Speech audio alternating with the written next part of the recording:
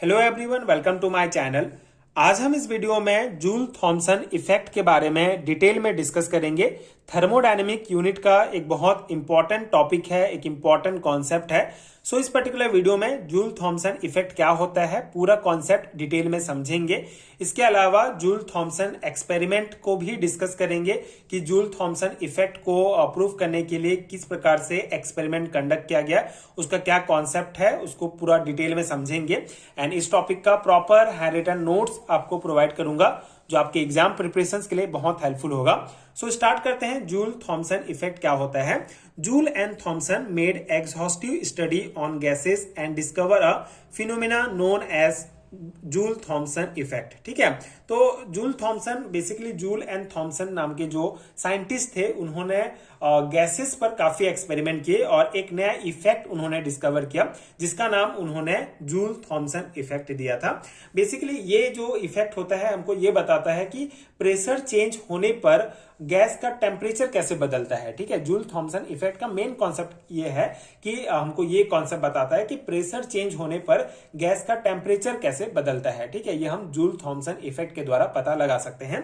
तो according to it, when a gas is made to expand adiabatically from a region of heat high pressure to a region of low pressure, cooling is produced, the gas gets cooled। ठीक है, तो यहाँ पे ये जो effect है हमारा, इसके अकॉर्डिंग क्या है कि यहाँ पे एक टर्म आप पहले समझ लीजिए, एडिबेटिकली। ठीक है, एक्सपेंड एडिबेटिकली मतलब कि जो एडिबेटिक एक्सपेंशन होता है उसका मतलब क्या है। तो जो एडिबेटिक एक्सपेंशन होता है इसका मतलब है कि हीट का एक्सचेंज जो है वो नहीं होता है। मतलब कोई सिस्टम है उसके अंदर ना तो हीट जा सकता है ना वहां से हीट बाहर आ सकता है। ठीक है, तो जब गैस जो है हाई प्रेशर, जब गैस जो है किसी हाई प्रेशर से लो प्रेशर की तरफ एडिबेटिकली एक्सपेंड करती है तो टेम्परेचर जो है वो क्या हो जाता है, कम हो जाता है। ठीक है, टेम्परेचर कम हो जाता है और इस प्रोसेस में जो गैस होता है वो बेसिकली गैस गेट्स कूल्ड। ठीक है, गैस जो है वो ठंडा हो जाता है। ठीक है, तो ये सिंपल सा कॉन्सेप्ट है जूल थॉमसन इफेक्ट के आधार पर। जब हाई प्रेशर से लो प्रेशर की तरफ गैस जाता है, टेम्परेचर है वो कम हो जाता है। ठीक है, decrease in temperature is directly proportional to difference in two pressure. ठीक है, इस लाइन का मतलब है कि जैसे जितना प्रेशर डिफरेंस होगा, जैसे जो दो प्रेशर है P1 एंड P2, तो इनके बीच डिफरेंस जितना ज्यादा होगा उतनी ही टेम्परेचर ड्रॉप जो है, टेम्परेचर जो कम है वो ज्यादा कम हो जाएगी। ठीक है, डिक्रीज हो जाएगी। ये एक पॉइंट है। And all gases behave like this except hydrogen and helium. Hydrogen and helium got heated up instead of cooling.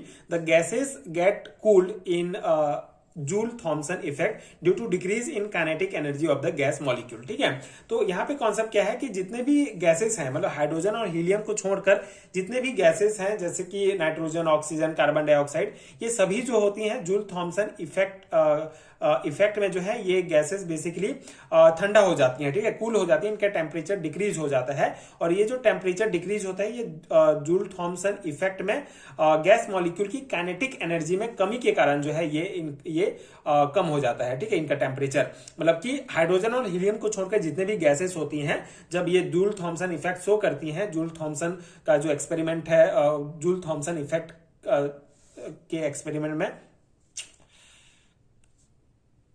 जितने भी ये गैसेस होती हैं हाइड्रोजन और हीलियम को छोड़कर, ये बेसिकली काइनेटिक एनर्जी में कमी कमी होता है, मॉलिक्यूल्स की जो काइनेटिक एनर्जी में कमी के कारण इनका टेम्परेचर डिक्रीज हो जाता है। लेकिन अगर हाइड्रोजन और हीलियम की बात करें तो इनका अगर हम इनको जूल थॉमसन इफेक्ट में इनको अगर हम देखें हाइड्रोजन और हीलियम को, तो ये ठंडा होने की जगह ये गैसें जो है हीटेड हो जाती हैं, मतलब कि गर्म हो जाती हैं। ठीक है, तो इस पैराग्राफ में आपको ये कॉन्सेप्ट ध्यान रखना है कि हाइड्रोजन और हीलियम को छोड़कर बाकी सभी जो है जूल थॉमसन इफेक्ट शो करते हैं, सभी गैसेस, लेकिन हाइड्रोजन और हीलियम जो है इसका क्या है, अपवाद है। ठीक है, ये बेसिकली ठंडा होने की जगह ये गैसेस जो है गर्म हो जाती हैं। ठीक है, ये हमारा बेसिक कॉन्सेप्ट हो गया जूल थॉमसन इफेक्ट का। आई होप आपको समझ में आ गया होगा। अब हम डिस्कस करते हैं जूल थॉमसन का जो एक्सपेरिमेंट था उसको। सबसे पहले हम एपरेटस को डिस्कस करेंगे। The apparatus consist of a tube insulated adiabatic condition is fitted with a porous plug in the middle and two piston A and B on either side of the porous plug are so in figure. ठीक है, तो सबसे पहले यहाँ पे जो हमारा experiment का जो सेटअप है उसको हम देख लेते हैं। तो ये आप डायग्राम देख रहे होंगे, ये जो हमारा डायग्राम है इसमें जूल थॉमसन एक्सपेरिमेंट का जो एपरेटस है उसको शो किया गया है।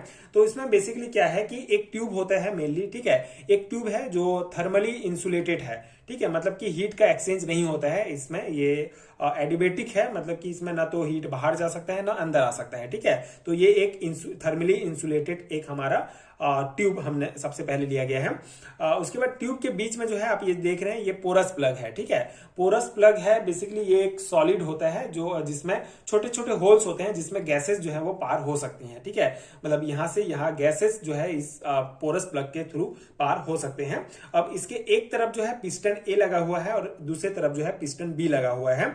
ठीक है, तो ये दो पिस्टन लगे हुए हैं, piston A and piston B. अब यहाँ पे ये हमारा एक्सपेरिमेंट का सेटअप है। अब यहाँ पे प्रोसेस क्या होता है उसको हम समझते हैं। सबसे पहले थ्योरी हम डिस्कस कर लेते हैं, उसके बाद डायग्राम के थ्रू कॉन्सेप्ट को समझेंगे।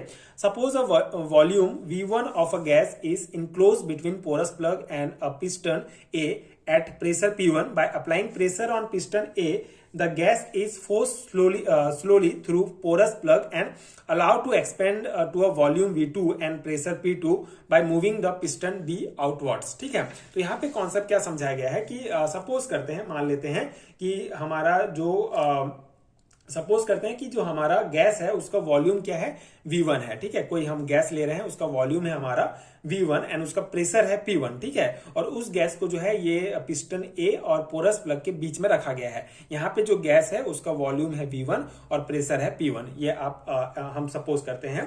तो इस प्रोसेस में क्या होता है, जब ये पिस्टन ए है इसको जब अंदर की तरफ जो है धकेला जाता है, अंदर की तरफ धक्का लगाया जाता है, तो ये जो गैस है जो जिसका V1 और V1 वॉल्यूम है, P1 प्रेशर है, ये जो गैस होता है ये क्या करता है, पोरस प्लग से जो है या पोरस प्लग की इससे गुजरती है और ये दूसरे साइड पर जाता है। ठीक है, तो दूसरे साइड पर जैसे ही ये गैस आता है ये एक्सपेंड हो जाता है और इसका वॉल्यूम हो जाता है V2 और इसका प्रेशर जो है वो गिर जाता है और ये हो जाता है P2। ठीक है, तो प्रेशर जो है कम हो जाएगा P2 और वॉल्यूम V2 हो जाता है, एक्सपेंड हो जाएगा गैस यहाँ पर आकर। जब इसको हम यहाँ पे जब हम इसको सप्रेस करेंगे, इसको जब हम दबाएंगे धकेलेंगे तो ये इसका कम हो जाएगा ना, वॉल्यूम कम होते जाएगा, मतलब दबते जाएगा और ये गैस धीरे धीरे यहाँ से पार हो जाएगा। तो यहाँ पे आके इसका वॉल्यूम V2 हो जाएगा, एक्सपेंड हो जाएगा यहाँ के, और इसका प्रेशर भी कम हो जाएगा, गिर जाएगा। ठीक है, यहाँ पे प्रेशर ज्यादा रहेगा जब इसको धक्का देंगे तो। ठीक है, धीरे धीरे जा रहा है ना गैस, इसीलिए। ठीक है, तो यहाँ पे कॉन्सेप्ट ये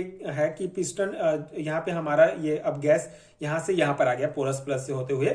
अब यहाँ पे ये जो गैस है प्रेशर से जो हमारा बी नंबर वाला जो पिस्टन है इसको बाहर की तरफ जो है मूव कर देता है। ठीक है, बाहर की तरफ मूव करता है। तो इस पूरे प्रोसेस में क्या होता है, हीट का एक्सचेंज कहीं पर भी नहीं होता है। ठीक है, हीट का एक्सचेंज कहीं पर भी नहीं होता है। टेम्परेचर चेंज जो है यहाँ पे ऑब्जर्व किया जाता है, लेकिन हीट का जो है एक्सचेंज कहीं पे नहीं होता है। सिर्फ जो प्रेशर है वो ज्यादा से कम हो जाता है, प्रेशर ड्रॉप हो जाता है। ठीक है, तो ये हमारा जो है एक्सपेरिमेंट का जो सेटअप है ये पूरा हमारा प्रोसेस है। ठीक है, अब इसका हम कुछ मैथमेटिकल टर्म्स में इसको हम डिस्कस करते हैं। कुछ इक्वेशन हमको निकालना है जिससे हमको ये कॉन्सेप्ट समझ में आएगा कि एंथैल्पी का कॉन्सेप्ट जो है वो कांस्टेंट होगा कि क्या होगा, वो प्रोसेस हमको यहाँ से समझ में आएगा। ठीक है, तो the work done of the system eight piston A is -P1 and V2। ठीक है, तो पिस्टन ए पर जो है, ये पिस्टन ए पर हमारा जो है जो काम हो रहा है उसमें बेसिकली बाहर से गैस को दबाया जा रहा है, इसलिए वर्क जो है डन ऑन सिस्टम, मतलब सिस्टम पे जो है ये वर्क डन ऑन सिस्टम, मतलब ये सिस्टम में जो है काम हो रहा है क्योंकि बाहर से इसको दबाया जा रहा है। तो यहाँ पे हमारा हो जाएगा P1 एंड V1। ठीक है, ये नेगेटिव में है, माइनस में इसलिए है क्योंकि यहाँ पे सिस्टम पर काम हो रहा है। ठीक है, सिस्टम पर काम हो रहा है और the work done by the system, अब ये सिस्टम के द्वारा काम किया जा रहा है यहाँ पर पिस्टन 2 पर। ठीक है, यहाँ पे ढकेला जा रहा है ना मैनुअली, और ये जो है अपने आप जो है ये पिस्टन 2 बाहर जा रहा है। तो सेकंड नंबर हमारा होगा work done by the system, इसलिए ये पॉजिटिव में रहेगा, P2 एंड V2 हो जाएगा ये हमारा। तो नेट जो वर्क होगा सिस्टम के द्वारा जो किया गया है W बराबर होगा हमारा P2 V2 minus P1 V1। ठीक है, ये हमारा इक्वेशन फर्स्ट निकल जाएगा। और फर्स्ट लॉ ऑफ थर्मोडायनेमिक्स से हमको पता है कि del E equal to Q minus W होता है, और टोटल एनर्जी चेंज जो होता है वो हीट एक्सचेंज और वर्क होता है। ठीक है, यहाँ पे हमारा तो यहाँ पे डेल ई जो है हमारा टोटल जो energy change, internal energy change है उसको E2 माइनस E1 से हम रिप्रेजेंट करेंगे। क्यू हमारा 0 होता है क्योंकि क्यू जो है वो हीट एक्सचेंज को रिप्रेजेंट करता है और ये हमारा प्रोसेस में किसी भी प्रकार का हीट एक्सचेंज नहीं हो रहा है, एडिबेटिक प्रोसेस है, तो Q हमारा 0 हो जाएगा और W बराबर हमारा हो जाएगा W बराबर P2 V2 minus P1 V1 जो हमने निकाला है इक्वेशन फर्स्ट में, वो हम यहाँ पे लिख देंगे। ठीक है, उसके बाद जब हम इसको बेसिकली इसको जब हम रीअरेंज करेंगे तो ये हमको E1 plus P1 V2 and इसको मतलब इधर पक्षांतर कर देंगे एंड इसको इधर पक्षांतर कर देंगे तो E2 प्लस P2 V2 हो जाएगा। अब यहाँ पे हमारा इसको हम H1 इक्वल टू H2 लिख सकते हैं। ये हमारा आता है एंथैल्पी के कॉन्सेप्ट से। ठीक है, एंथैल्पी का कॉन्सेप्ट जब हमने पढ़ा था तो हमने जाना था कि एंथैल्पी बराबर होता है H equal to E plus PV।